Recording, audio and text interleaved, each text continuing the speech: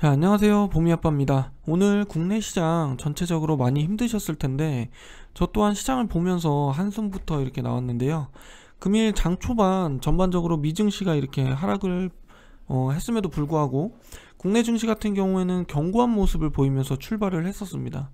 근데 일본 증시가 지금 보시면은 지금 2.2%대 하락 이렇게 급락을 보이면서 한국 증시 또한 매물이 출회되었다고 볼 수가 있겠고요. 그러면서 낙폭이 좀 이렇게 확대되지 않았나 저는 이렇게 보여집니다. 일본 증시 같은 경우에는 이 기시다 총리가 러시아산 원유 수입을 금지할 것이라고 이제 발표를 하면서 일본 경기에 대한 우려가 부각되면서 이 낙폭이 확대되었다고 볼 수가 있겠고요. 여기에 이제 중국의 코로나 봉쇄가 강화되었다는 소식까지 전해지면서 영향을 받았다고 볼 수가 있습니다. 더불어서 미국 이제 시간의 선물 하락폭이 확대된 점도 좀 체크해 볼 필요가 있고요. 제가 지금 목감기 기운이 좀 있어서 이게 듣기 좀 거북하시겠지만 좀 이해 부탁드리겠고요. 다시 이어가서 연은 총재가 이제 75bp 금리 인상을 배제해서 안 된다고 이렇게 주장을 했죠. 이거는 이제 기사나 뉴스를 통해서 여러분들도 많이 들어보셨을 텐데 연말까지 3%에 도달해야 한다고 언급한 점이 이 전반적으로 이 투자 심리 위축 요인 중 하나지 않나 이렇게 볼 수가 있겠고요. 결국에 이러한 여파로 인해서 달러화의 강세폭이 확대되는 점, 그리고 이 외환시장 움직임에 조금은 주목해 봐야 되지 않은가, 저는 이렇게 생각해 볼 수가 있겠습니다. 추가로 시장은 11일이죠. 11일 발표되는 이 소비자 물가지수를 결과를 기다리고 있는데요. 이 소비자 물가지수가 인플레이션을 측정하는 가장 대표적인 지표예요. 그래서 CPI라고도 이렇게 이야기를 하는데요. 소비자들이 이 구입한 특정 상품과 그리고 서비스 바구니의 평균 물가 수준을 측정한 거라고 보시면 돼요. 그래서 일반적으로는 인플레 상품과 그리고 서비스 가격의 상승을 의미하기도 하고요.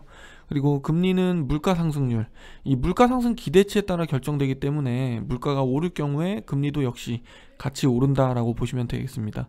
그래서 11일 발표되는 이 소비자 물가 지수 결과에 따라서 인플레이션 압력이 완화될지 여부와 그리고 달러와 움직임에 따라서 이 변화가 생기는 부분에 관심을 가져보시면 좋을 것 같습니다. 자, 시장 관련돼서는 제가 여기까지만 말씀을 드려보고요. 제가 최근에 솔루스 첨단 소재 이 영상을 제작을 했었는데요. 댓글 달아주셨던 분께서 여러가지로 궁금하실 것 같아서 제가 오늘은 솔루스 첨단 소재에 대한 자료를 토대로 설명을 드려보려고 합니다. 자, 먼저 솔루스 첨단 소재 일봉 차트고요. 지금 64,900원에서 이렇게 움직임을 나타내고 있습니다. 제가 지난주 영상 제작했을 당시만 하더라도 이 7만원 언저리에서 이렇게 움직임을 나타냈었는데요. 여기서 제가 69,000원 이런 7만원 부근 라인이 지금 지지가 좀 강하게 이루어져야 된다라고 말씀을 드렸죠. 이건 어디까지나 기술적으로 제 개인적인 생각이기 때문에 참고만 하시면 될 것 같고요. 현재 지금 우리가 시장이 계속 빠지다 보니까 사실 저도 갈피를 잡지 못하겠어요. 그런데 이런 2차전지, 미래 핵심 이 전기차 이런 소재 관련된 기업들은 여러분들께서도 한 번쯤은 이렇게 관심을 가져보셔야 되는 게 아닌가 싶어지고요. 그래서 이런 종목들은 오히려 이렇게 떨어지게 주가가 좀 내려오게 된다면 추가적으로 매집을 하셔서 모아 가시는 게 더 좋지 않을까라는 제 개인적인 생각입니다. 어디까지나 이거는 이제 차트적인 부분, 이런 부분으로 말씀을 드렸고요. 결국에는 기업이 앞으로 어떤 제품을 통해서 매출과 이익을 이렇게 창출하느냐, 이런 관점으로, 가치 투자 관점으로 이렇게 보셔야 되는데요. 결국에 우리는 돈 잘 버는 기업에 투자를 하고 싶어 하시잖아요. 그래서 이 솔루스 첨단 소재 홈페이지를 들어가 보시면은 이 전지바켓에서 유럽 유일의 전기차용 배터리를 공급한다라고 이렇게 나와 있는데요. 먼저 사업 소개를 간단하게 한번 볼게요. 전지박을 공급하고 있고요. 이 전지박 같은 경우에는 전기차용 배터리에 사용되는 핵심 소재, 그리고 이 전기차 주행거리 향상과 배터리의 고밀도와 이 경량화가 가능한 고효율의 이 하이엔드 이 제품을 개발을 완료했다고 합니다. 이거를 보면 주요 제품을 제가 한번 살펴보면 총 3가지의 이 전지박 제품이 있는데요. 표준 전지박, 그리고 고강도, 고연신 전지박, 그리고 고강도 전지박, 이렇게 3가지로 나눠져 있고요. 주력으로 이제 보시는 제품이 요 제품을 좀 주목해 볼 필요가 있어요. 요 제품 같은 경우에는 우리가 이 전기차 같은 경우에는 안정성 향상에 이렇게 많이 이야기들이 나오고 있는데, 요 제품이 바로 그런 이 안전성, 요런 안정성 향상에 필요한 제품이다라고 보시면 됩니다. 그래서 이 원통형과 각형 배터리의 이 수명 안정성 향상에 기여하는 제품이다라고 보시면 되겠고요. 결국 이 전지박과 동박을 좀 헷갈려 하시는 분들이 있어서 제가 좀 간단하게 짚어드리면, 차이점은 이제 이 전지박 같은 경우에는 2차 전지 음극 부분에 씌우는 얇은 구리막이라고 보시면 됩니다. 그래서 배터리 음극재에서 발생하는 이 전자가 이 이동하는 경로를 이렇게 이야기를 하는 거거든요. 그래서 내부에서 이제 발생하는 열을 외부로 방출시킬 뿐만 아니라 전극의 형상을 유지하는 지지체 역할도 이렇게 수행한다고 보시면 되겠고요. 그래서 이 전기차를 구성하는 핵심 부품 중에 하나가 이 전지박이다 라고 보시면 됩니다. 그래서 전지박 수요 이 전망 같은 경우에는, 그래서 배터리 수요 전망 자체가 꾸준하게 26년까지 이렇게 그래프로 나타났을 때 굉장히 큰 폭으로 늘어나는 모습 확인해 볼 수가 있고요. 동박 사업 자체는 크게 이제 1.5 규모로만 이렇게 운영을 하고, 이 전지박 부문에서 크게 늘어나는 점을 확인해 볼 수가 있습니다. 지금 헝가리 공장은 이미 이렇게 증설 계획이 되어 있는 거고요. 전지박 이제 캐나다 증설 같은 경우에는 24년부터 이렇게 계획을 하고 있죠.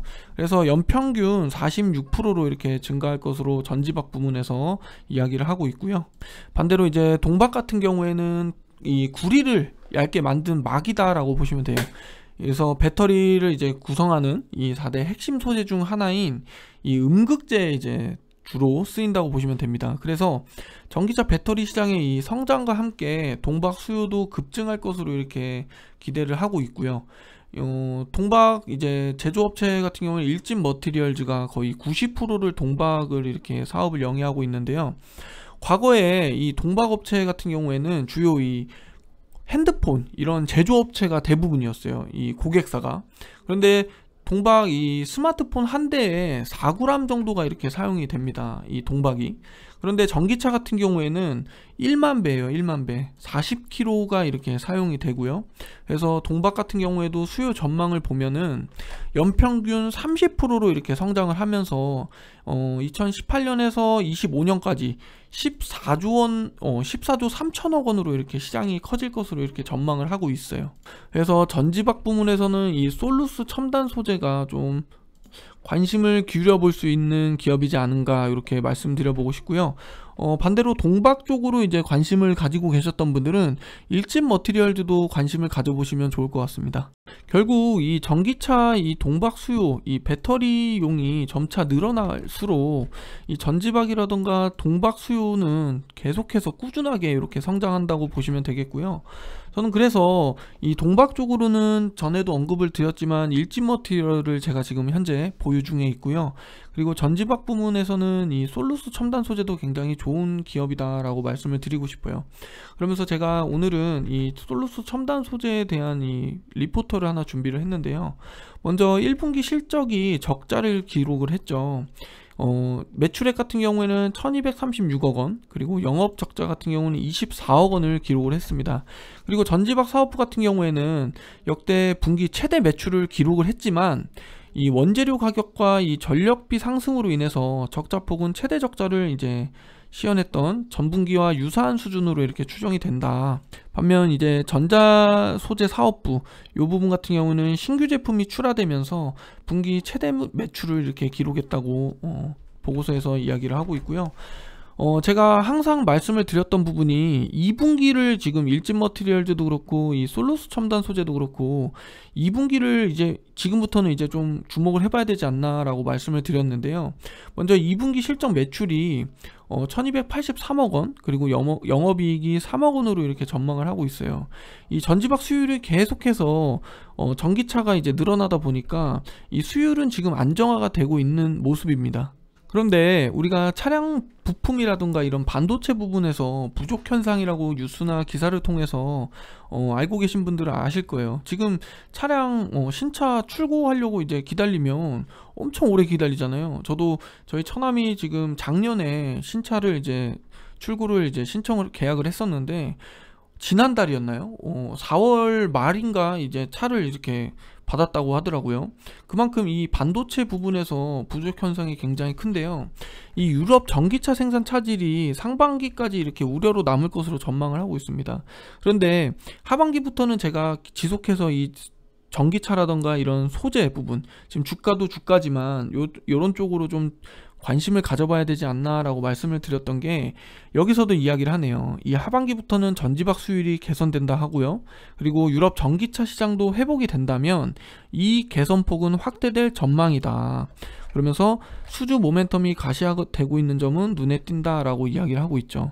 그래서 지금부터라도 저는 이 솔루스 첨단 소재든 아니면은 일진 머티리얼즈든 이런 전기차 소재에 관련된 종목들은 여러분들께서 한 번쯤은 좀 관심을 가져보셔야 되는 게 아닌가, 저는 이렇게 말씀을 드려보고 싶고요. 그리고 추가적으로 이 솔루스 첨단 소재 같은 경우에는 공급 계약을 이미 체결을 했어요. 이게 1조 원 내외의 굉장히 큰 금액이잖아요.